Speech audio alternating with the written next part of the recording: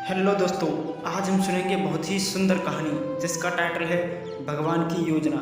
जिससे हमें ये पता चलेगा हमारे साथ जो भी होता है उसके पीछे कोई न कोई कारण जरूर होता है और वो भगवान की योजना ही होती है। तो आइए चलो कहानी को स्टार्ट करते हैं। भगवान की योजना। एक बार की बात है, गांव में एक आदमी रहता था जो बहुत ही आलसी था। वह काम करना नहीं पसंद करता था, इसीलिए हमेशा अपने पेट पालने के लिए सबसे आसान तरीका ढूंढता था। एक दिन उसे फलों का भरा हुआ पेड़ मिला। उसने चारों ओर देखा। पेड़ की रखवाली करते हुए किसी को ना देखकर वह कुछ फल चुराकर खाने का फैसला किया। लेकिन जैसे ही वह आदमी पेड़ पर चढ़ने लगा, पेड़ के मालिक ने उसे देख लिया। फिर आदमी उसे पकड़ने के लिए उसकी ओर दौड़ा। उसे देखकर वह आदमी बहुत डर गया और पेड़ के नीचे आकर जंगल की ओर भागा। वहाँ छुपने के लिए जंगल के अंदर चला गया। कुछ समय बीतने के बाद वह आदमी खाली पेट लेकर गांव की ओर चलने लगा। तभी उसने जंगल से गुजरती हुई एक लोमड़ी को देखा जिसके केवल 2 ही पैर थे।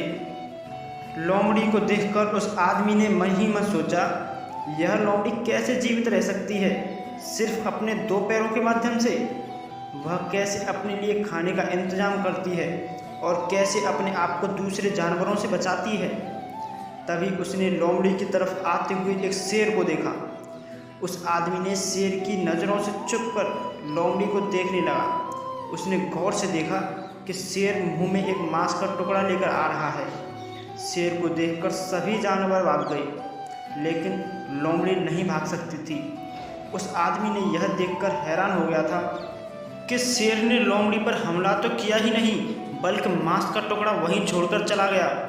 यह सब देखकर उस आदमी ने भगवान की योजना को महसूस किया और अपने आप को सोचा, भगवान सभी के निर्माता हैं और उनके पास सभी जीवों को देखभाल करने की योजना है। इसका मतलब भगवान के पास उसके लिए कुछ न कुछ योजना जरूर होगी। फिर वह वहाँ से चला गया और गांव के पास एक पेड़ के नीचे बैठ गया। बैठे बैठे इंतजार कर रहे थे कि कोई वहाँ आए और उसे कुछ खाना खिलाए। उस आदमी ने सड़क की तरफ देखता रहा कि कोई आकर उसे खाना खिलाए, लेकिन पूरा दिन बीत गया और अभी वहाँ खाली पेट बैठा था। फिर वह दुखी होकर वहाँ से वापस गांव की तरफ चलने लगे। गांव वापस जाते समय उनकी मुलाकात एक बूढ़े ऋषि से हुई। उस आदमी ने बूढ़े ऋषि को सब बात बताई और साधु से सवाल किया, ऐसा क्यों है? भगवान ने उस लोमड़ी पर दया की, लेकिन मेरे साथ ऐसा क्यों किया? फिर ऋषि ने उस व्यक्ति को कुछ खाना और पानी दिया और मुस्कुराते हुए कहा, यह सच है, भगवान के पास सभी के लिए कुछ न कुछ योजना जरूर है, इसलिए आप भी भगवान की योजना का हिस्सा हैं। परंतु पुत्र, आपने भगवान की निराशा को गलत तरीके से लिया, क्योंकि मुझे लगता है भगवान यह नहीं चाहता कि तुम लोमड़ी की तरह बनो, बल्कि यह चाहता है कि तुम शेर की तरह बनो।